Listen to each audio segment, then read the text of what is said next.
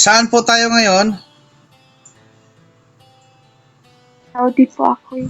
Sa Saudi. Okay. Assalamualaikum. OFW.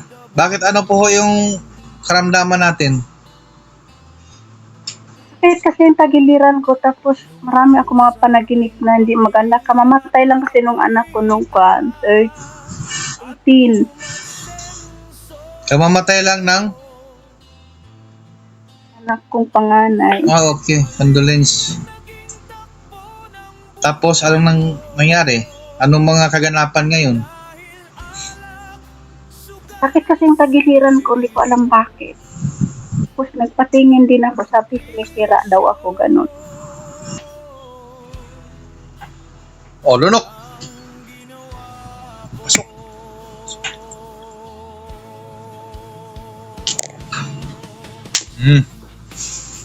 Sige, galaw. Pakiramdaman mo, anong pagkakaiba? Pinapawisan ka yata ah. Una ko, hindi. Yung una po kanina, kinakabahan ako. Ngayon medyo okay. Habang kinakausap kita, kinakabahan ako eh.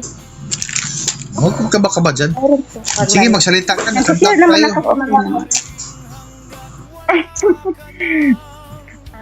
Thank you sir kasi ano ba to sa dami-dami mong followers, sa dami-daming tumatawag sa iyo kasi sa dami mong natutulungan sa ganito sa tulad namin naka-live.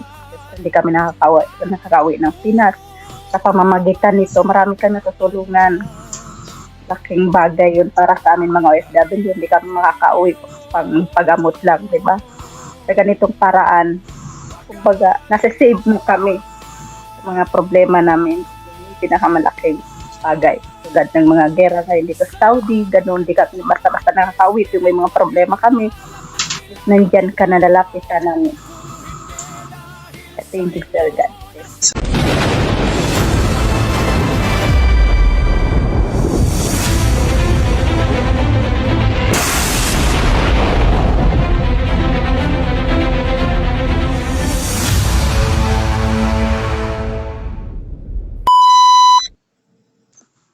Hello? Pwede po magpagamot, sir? Saan po tayo ngayon? Saudi po ako eh. Sa Saudi. Okay. Assalamualaikum. OFW. Bakit ano po ho yung karamdaman natin? Kasi yung tagiliran ko, tapos marami ako mga panaginip na hindi maganda. Kamamatay lang kasi nung anak ko nung 18. Kamamatay lang ng... Anak kong panganay. Okay. Condolence. Tapos, anong nangyari? Anong mga kaganapan ngayon? Bakit kasi yung tagiliran ko, hindi ko alam bakit. Tapos nagpatingin din ako, sabi sinisira daw ako, ganun. Nagpatingin sa... Pularyo. Bakit? Mayroon bang kuwan dyan sa ibang bansa? Lang, yung nagbigay lang ako ng pangalan, ganun. Pangalan ko lang. Wala ka naman. Nagtatanong ako. Kaya nagtatanong ako sa iyo. Kasi nakikita ako nagagamot ka sa live eh. Anong pakiramdam mo ngayon?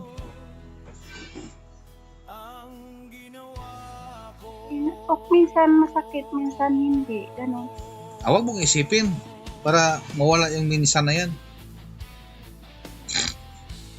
Pero wala naman po. Hindi. Kasi nagkaan lang po ako. Ano ba yun? Siyempre, depressed po kasi kaya kung ano-ano naisip ko. Huwag ka naman pa-depress. Isipin mo kung saan ka naging masaya.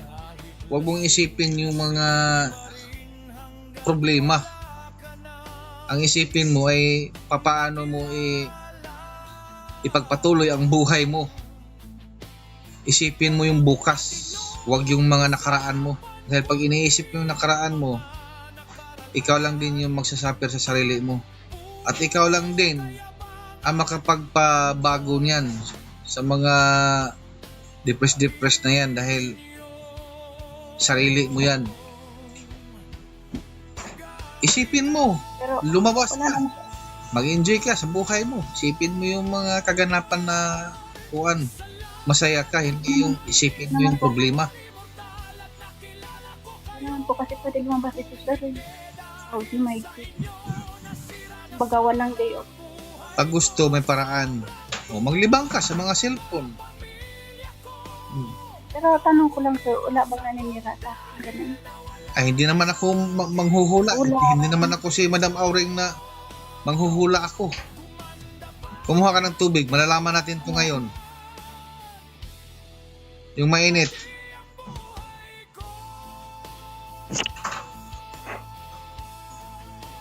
Yan.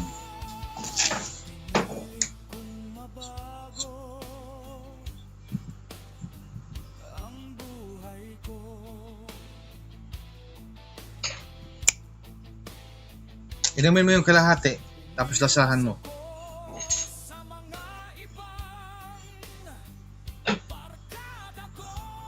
Nung lasa,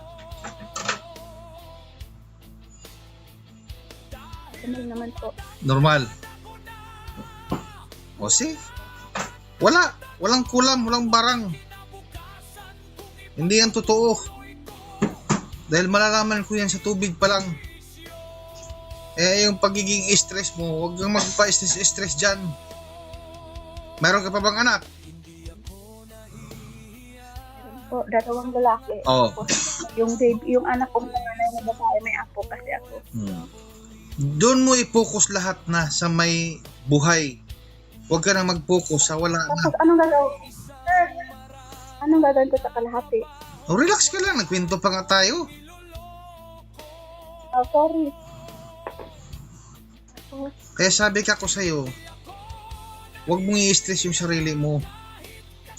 Huwag kang mag-isip sa mga previous mo nga puro lang iyak at hapdi sa puso ang nararamdaman mo. Tapos na ang nakaraan mo.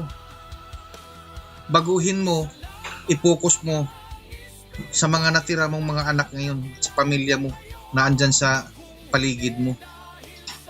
Huwag mo nang isipin yung mga nakaraan.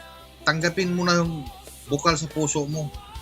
Dahil ganun talaga ang buhay ng tao. Una-una lang yan eh. Masakit man, pero kailangan nating tanggapin. Kasi kung hindi mo kayang tanggapin yan sa isip mo at puso mo, mananatili iyang tinik sa isip at damdamin mo. E paano naman yung mga buhay natira? Hindi kawawa din sila. Alin ang pipiliin mo, yung buhay o yung patay na? O, di ba?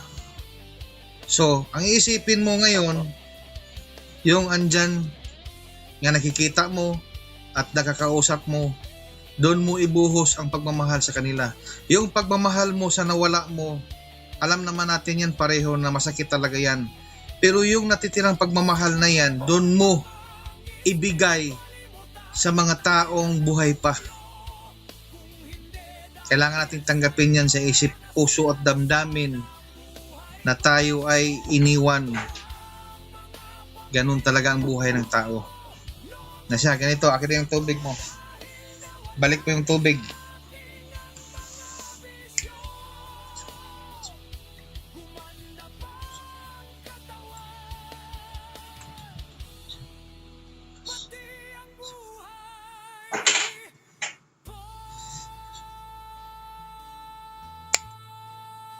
Sige, inumin mo na yan lahat.